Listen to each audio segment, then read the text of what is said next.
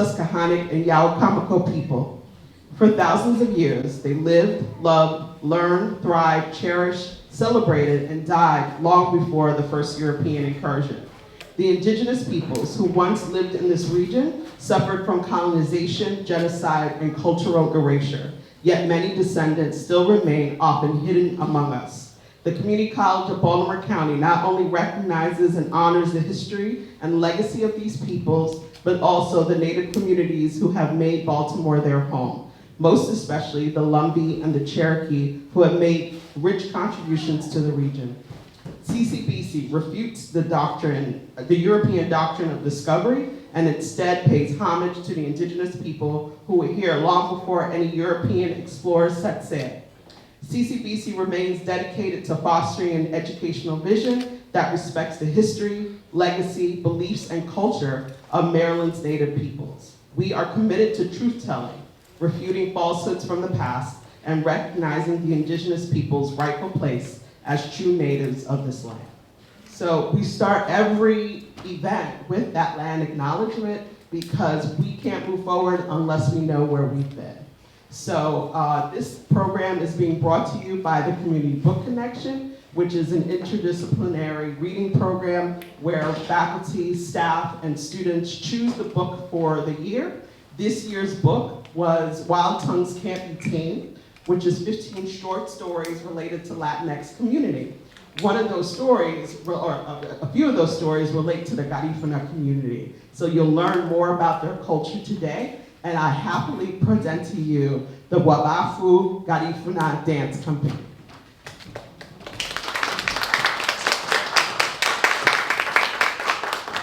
Good afternoon, everybody. How is everybody doing today?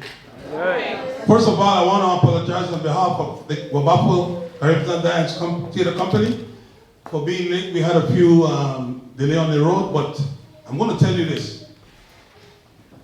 You waited here for a long time, and you're not going to regret coming here today, because this is going to be an experience of a lifetime. By the way, my name is Wellington Ramos. I come from Dangriga, Belize, but it doesn't matter where a Garifuna person comes from, they're all related to each other. And the biggest problem with Garifuna people is that we can't even get married sometimes because everybody's our family. So I have relatives in Honduras, I have relatives in Nicaragua, I have relatives in Guatemala, I have relatives in Belize, but no matter where Garifuna people live in the diaspora, their original homeland is St. Vincent and the Grenadines. And the original name for that place in our language is Yurume. So I'm going to give you a brief history of our people because the history is so long and it's a very rich history. What happened is that centuries ago, some people from the Orinoco region called the Kalinago people, they are from the Arawak group.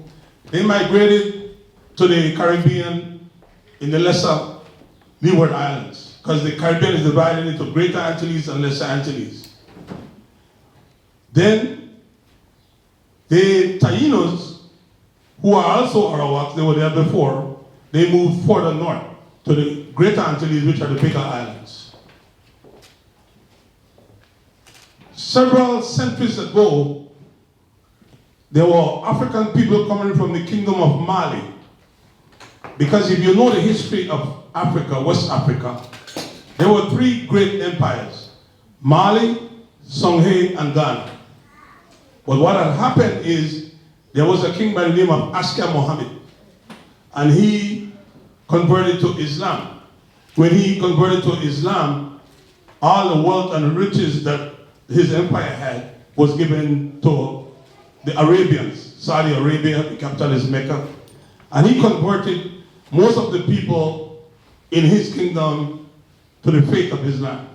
But Islam, Christianity, and all these religions that we are practicing today are not native African religion. The religion that most African cultures practice is called ancestral rites, based on their ancestors, their spirits, and things of that sort. So most of our people practice our religion based on ancestral rites, which we, the Garifuna, still practice up to this day, and we call it Dugu. So our religion in Garifuna is called Dugu. You know, the history that we have been given in our schools is what we call fabricated history. We don't have to pay a lot of attention to those histories because they wrote history the way they wanted it. But we're going to give you the real history, the oral history that has been handed down to us from generation to generation. An African king by the name of Abu Bakr III, he was sending people to this part of the world to do some exploring. Some of those people never did come back to him, and he got tired of investing his money. So he brought an entourage of people to this part of the world in 1311. And when they came to the Caribbean and the Americas, they scattered all over. Abu Bakr people ended up in St. Vincent and the Grenadines, and they intermingled with the native Kalungo Indians. And that is what brought about the people like me that you know as Garifuna. Singular, Garinago, Wagi, that means plural, collective noun. Now, we adopted some of their cultural practices, and we also maintain some of our African and many of the African cultural practices. The main one that we adopted from the Kalinago people is the language. The language that we speak is 98% what? Arawak. In fact, there are some people in Colombia called the Wayu people, still speaking this language. We are the only people still speaking this language in the Caribbean. The Kalinago Indians, they have lost their language and they have lost their culture.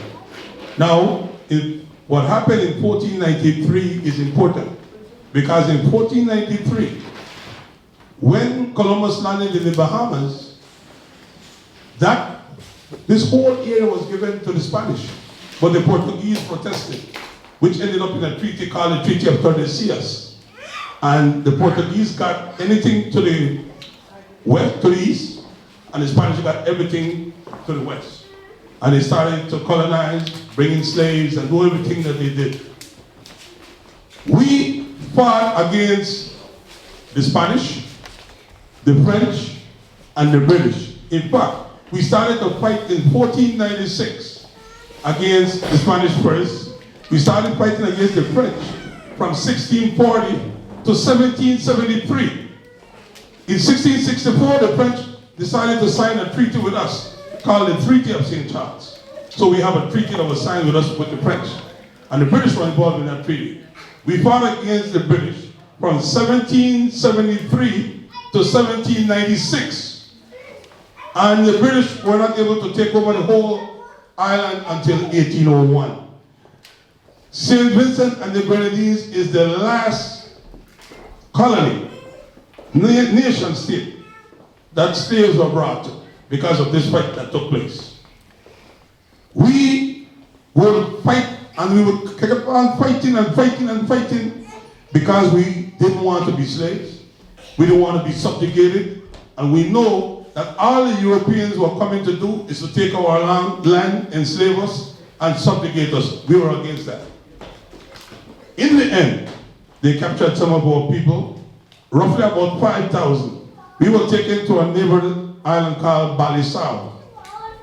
In Balisao, about 2,500 of our people were killed. They were tortured, and they were buried right there on the island of Balisao. The British decided to remove us from Balisao on March 11, 1797, on 11 naval vessels. And we were dumped on the island of Rotan, which is part of the Bay Islands, on April 12, 1797. When our people got to Rotan, they didn't like it. So they moved to Trujillo, the mainland. From there, they moved to other parts of Honduras. And then they went to Guatemala, Belize, and Nicaragua due to the civil wars that were taking place in Honduras. We know that only 2,500 Garifuna people were dumped on the island of Rotan in 1797. From that 2,500 people, We number about 600,000 people today, still speaking the language, still practicing our religion and our culture. So March 11th is an important day for Garifuna people. April 12th is an important day for Garifuna people. Why? Because one day was removal, and then one day was a new beginning. The majority of the Garifuna people in the United States, they live in New York City, in the Bronx. And you go all over the Bronx, you'll meet Garifuna people. I want to tell you this before I end. The Wabafu Garifuna Dance Theater Group was founded by Miss Luz Solis Ramos because she had a vision that she wanted to maintain the Garifuna culture, the Garifuna heritage, but her expertise is in dance from Bard College, Columbia University, and she started this group in 1992, and it has been a struggle, but because of the love for her culture and the need to keep this culture going, she hasn't given up. Many days she wants to give up, but she cannot give up because they are giving her the strength and the energy to endure. So ladies and gentlemen, welcome to the Wabafu Garifuna Dance Theater Group.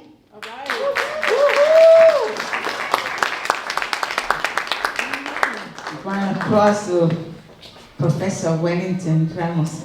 Thank you so much for your patience. We really appreciate your presence. What we're going to do for you, and we thank the Community College of Baltimore for having us here. Next time we'll start at dawn.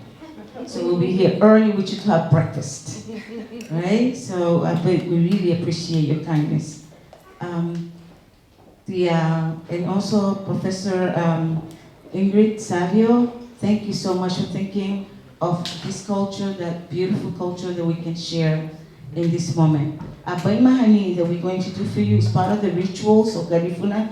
So the whole thing today, we're going to get a little bit of the core, of the heart of Garifuna, the spiritual portion. We'll present some to you, but then we'll do a bit of a workshop where you will participate in this dance that we're going to show you in a few. Right? So I will walk you through it so you don't have to worry, but it's very, very beautiful. So the first portion of a spiritual of Garifuna is called Abai Mahani. The women will do Abai Mahani, they hold by the pinky, and the male do Aru Mahani. So we're going to do Abai Mahani to you, and Abai Mahani signifies that you are rocking something. In this case, you're rocking your soul, or you're rocking the soul of someone that needs the rocking, or you're rocking the soul of the ancestors that are with you that needs compassion in that moment. So it deals with the compassion and the love, kindness, and bringing together the one. Abai Mahani.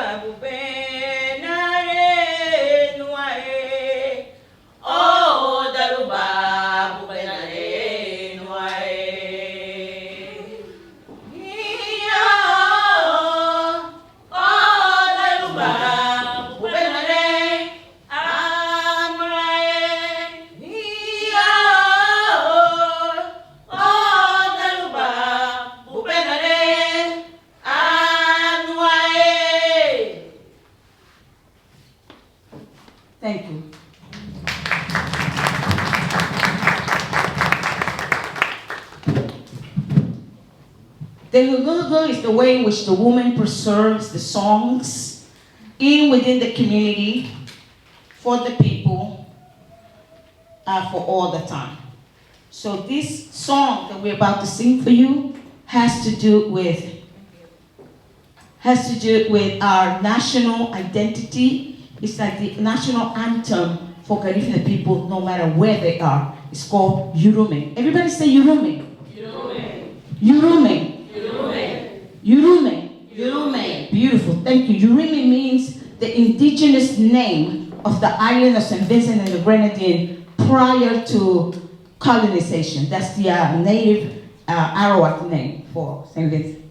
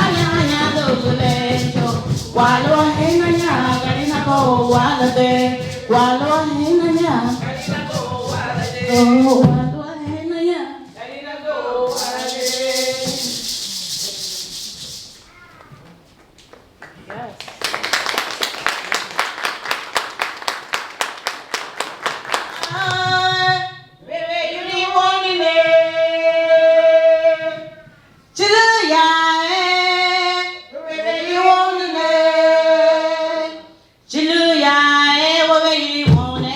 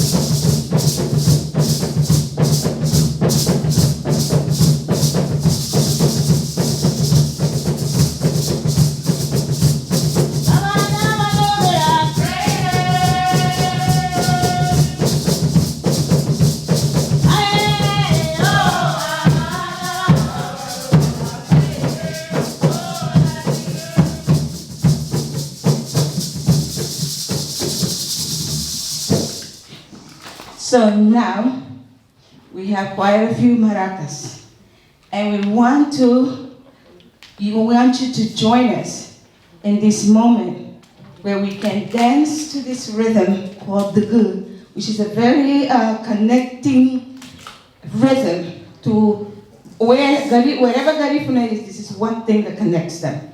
You play the good and they already know that it has to do with meditation, connecting to the ancestors, connecting to the vertebral column, they're connecting to the brain, connecting to the cosmic system, connecting far and far away, but you're still on earth.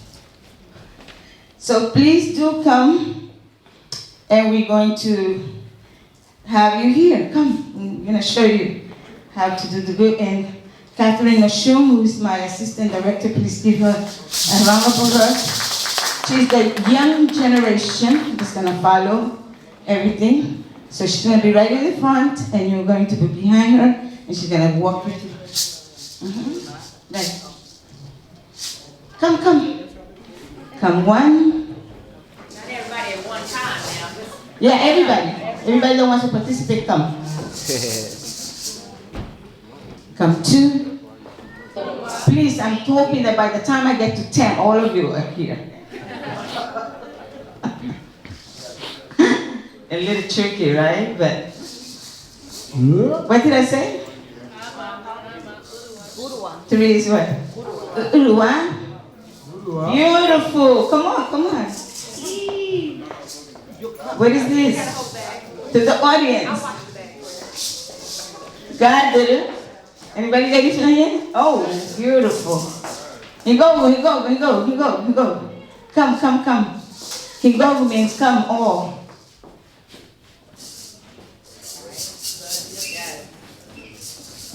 Like a shuffle, like when you're tap dancing almost. Only gentle, more gentle. And then you Well, let's try it again, and then we're going to try with the drums. It'll be a little easier, right? right. Step, shuffle, step, shuffle, step, shuffle, step, shuffle, step, shuffle, step, shuffle, step, shuffle, step, shuffle, step, shuffle. Okay, let's go with the drum now. So good.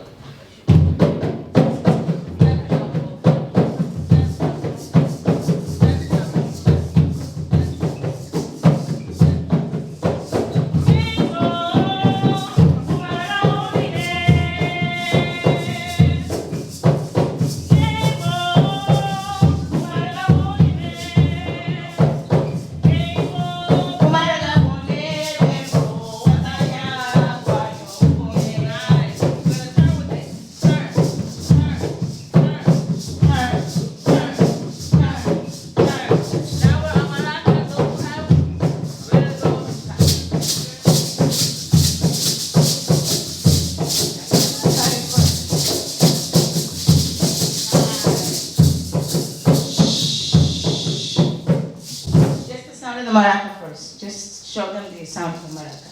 Okay. So we can go. But a simpler thing that we can do is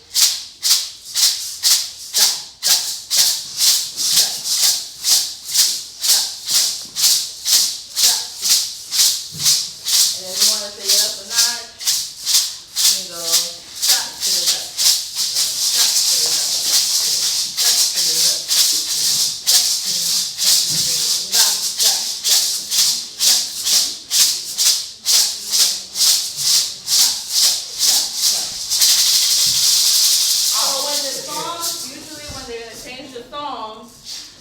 You see that they'll bring up the maracas And turn when the song changes. Yeah, when the song changes. Stop.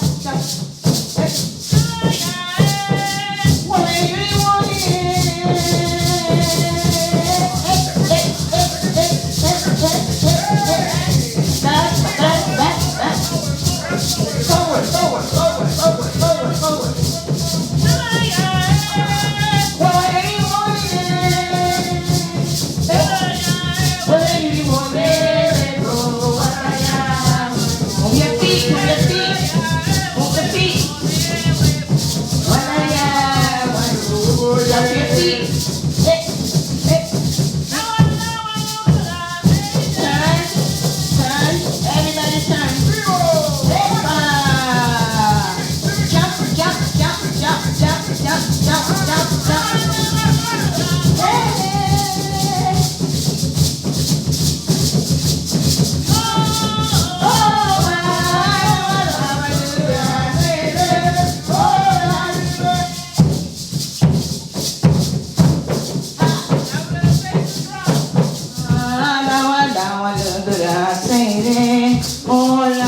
again. We're gonna stop a little bit. Pause. Beautiful. Temple, you must get along. You must clean everything. You must clear everything.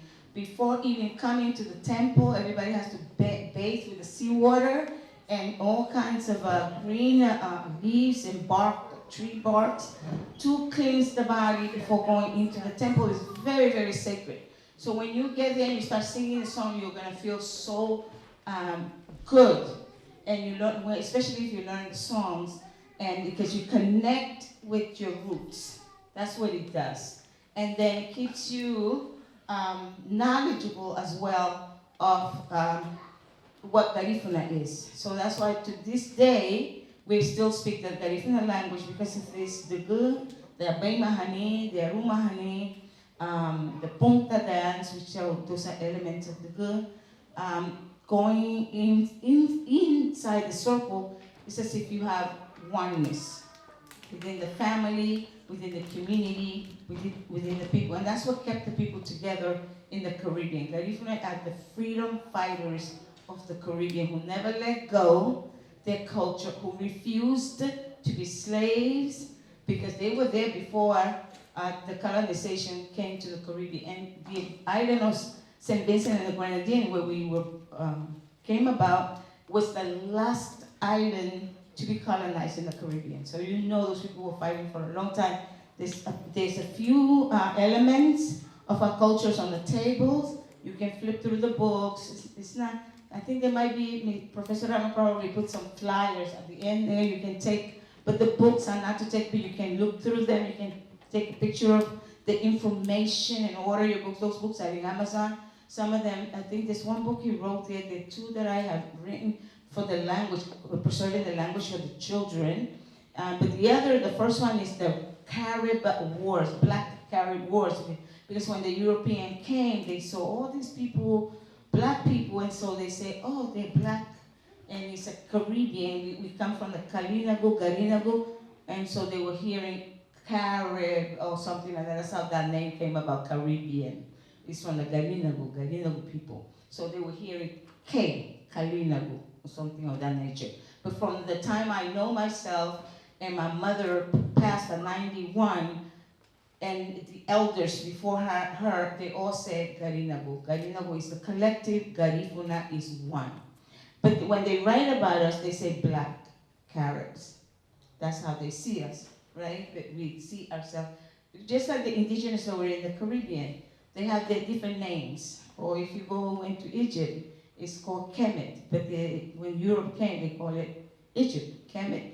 And in Garifuna, Kemet, Gemet, it means black, dark, or burnt. That's amazing.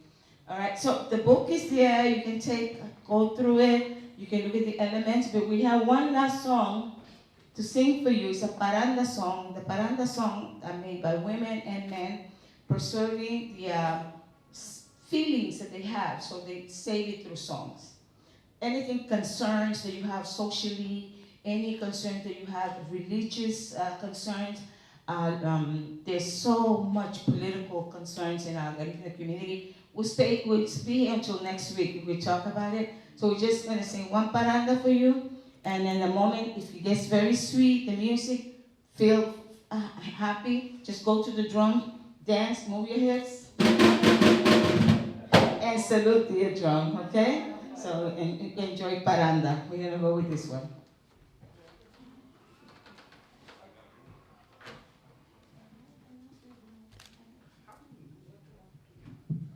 Lubaba ina freedom, tumake no bujuro.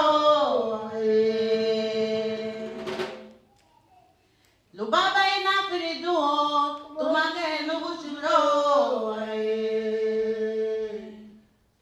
Dumure tali hangu tura mamanu.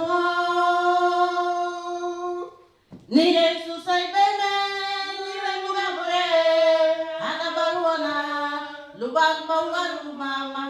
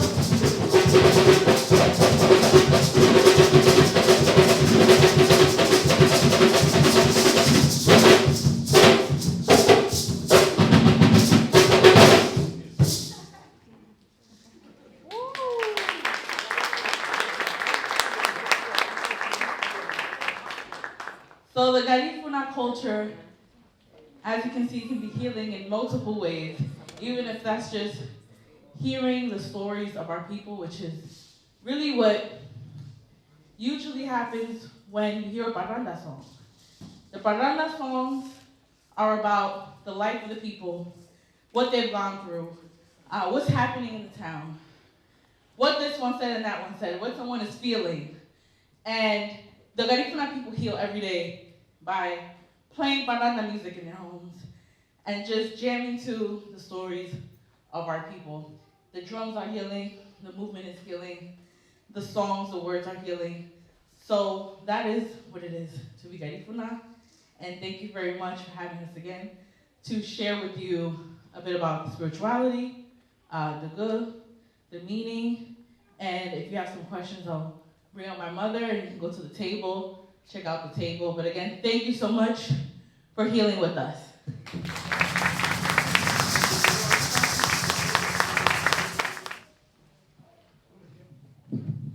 Ms. Liz, I heard that you've been a dancer and you've also studied at Columbia and some other universities, but can you just talk about your journey into dance from the very beginning a little bit?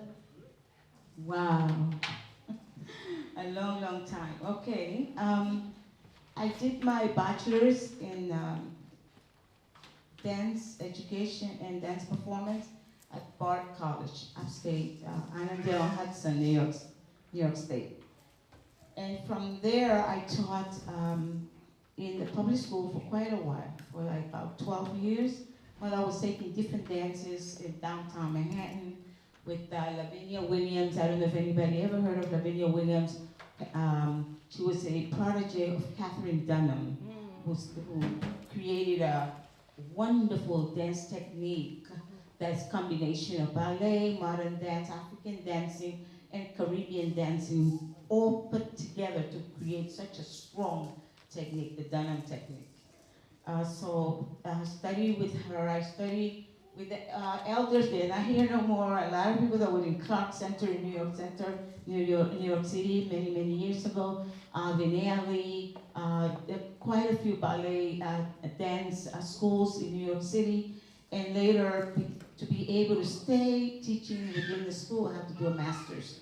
So at that time, it was practically a teacher's college and maybe NYU that was offering dance masters in dance education during that time. And it was very useful for me because, number one, I wanted to be a performer, really, but to be able to pay your rent, you have to teach.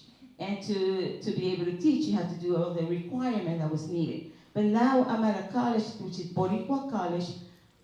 Unfortunately, we do not dance. We talk about even though my curriculum is in dance history, dance, international dance, but yet we talk about the intellectual skills, the affective skills, the psychomotor, all of the Bloom taxonomy of educational objectives, very deep thinking about translation, interpretation, all of this evaluation, application. How do you apply that to your own culture? Like when you see here, it will take you to a journey of your own culture. It will connect you. That technique is something like that. And then it brings you into realizing who you are and what your values are. So that's what you get when you look at it. And this is what we talk about at Boricua College. We talk about our values. What are the things that we value? What is it that our own idea and somebody else's idea, and what should we take from it and make a decision? What are our decisions and what are the different collective normalities that we should follow or not follow. It's really amazing. So yes, I started the company many years ago. There have been quite a few youngsters that have gone through this company, formed their own, begin their own, and this is probably the third. Catherine is 30, 31, and she has started the company 2 years before. Now you know her age. In 1992. So she was born into it, and there were quite a few other nieces that are still in the company. Traveling this way is not easy, but next time we get a bigger bus somehow, we raise some funds, we bring everybody, and then you can have 101 with one dancer for you, right? Yes, I studied with many people in the past. A lot of the African dancing. I had a teacher named Lee Akot Thompson. Did anybody ever meet him?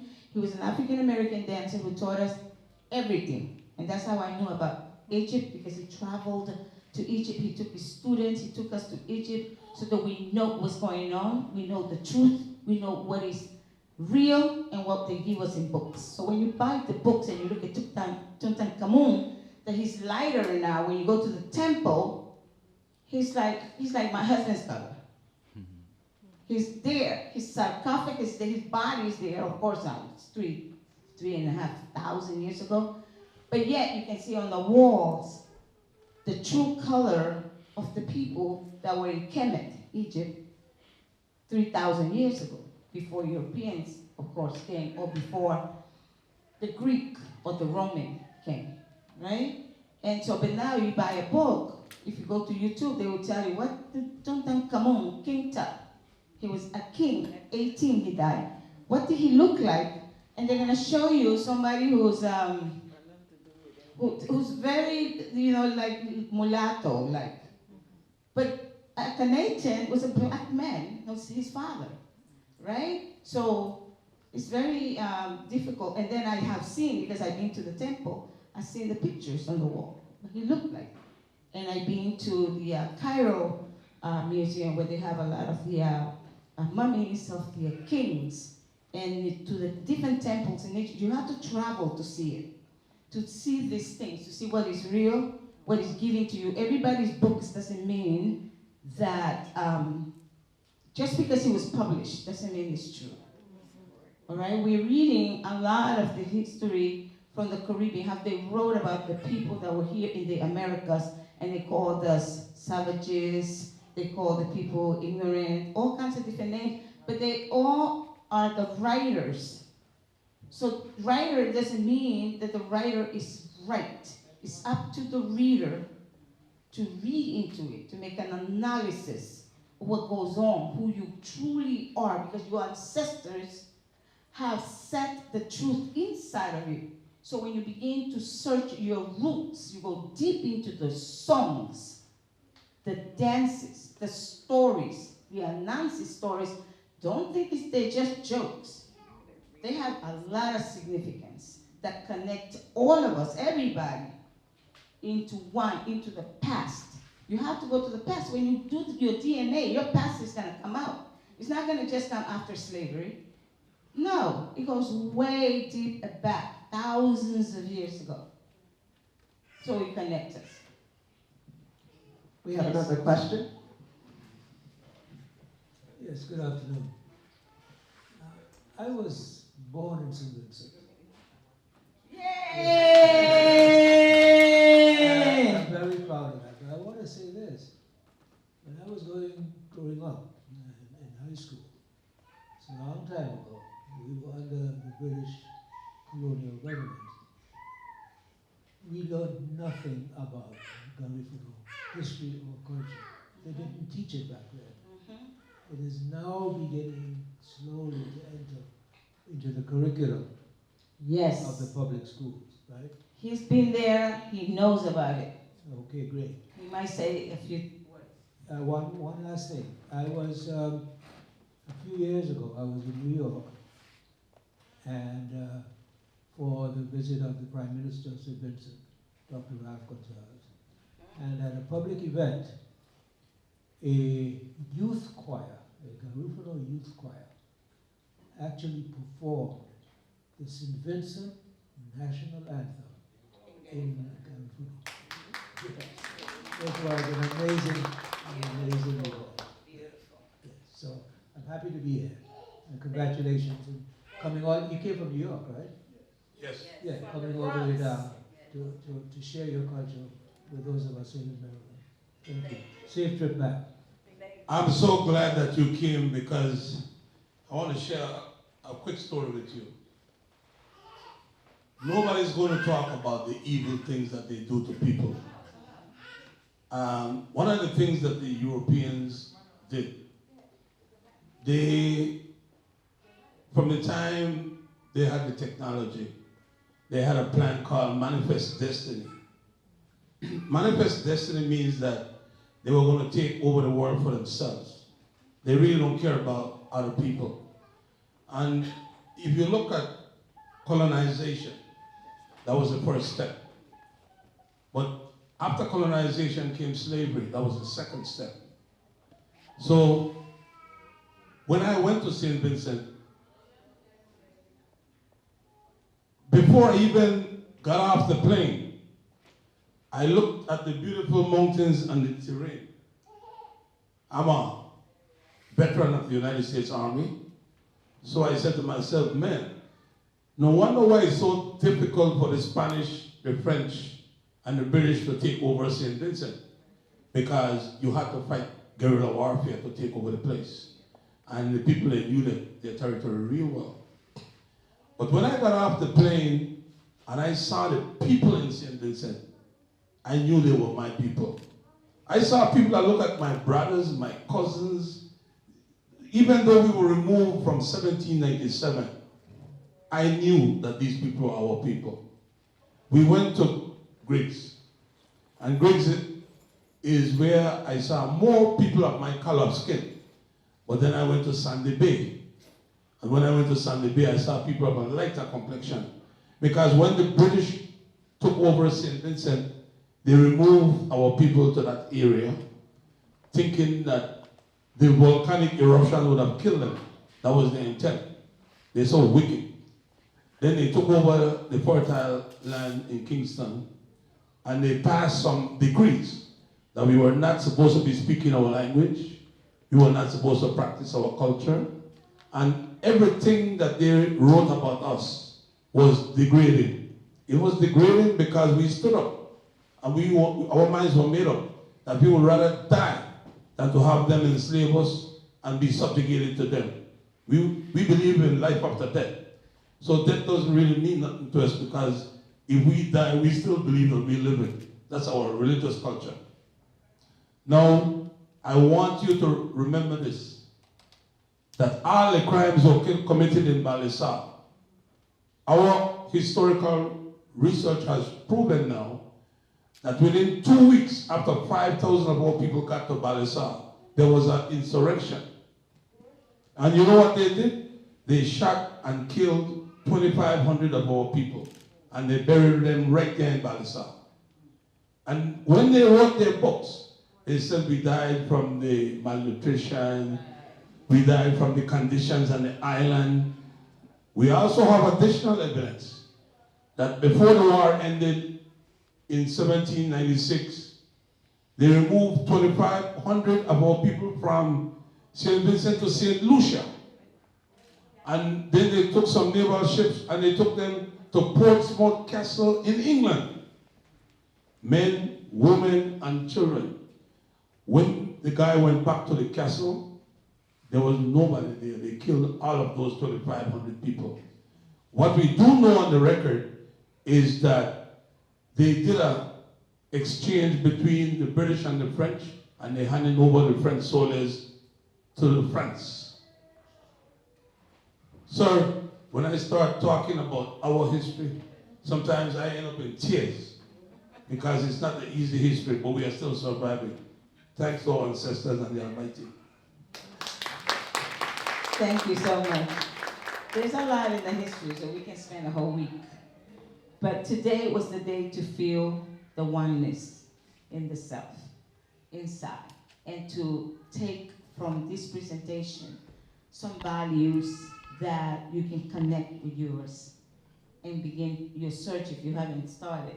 And if you have started, keep on going and keep on searching and keep on uniting, the self. Anything else? Any other questions? Keep on dancing. On behalf of the Community College of Baltimore County, I did want to acknowledge that the Office of the President, the Institute for Social and Economic Justice, and the Community Book Connection all came together to put this presentation on. Let's give them a big CCD. Thank you.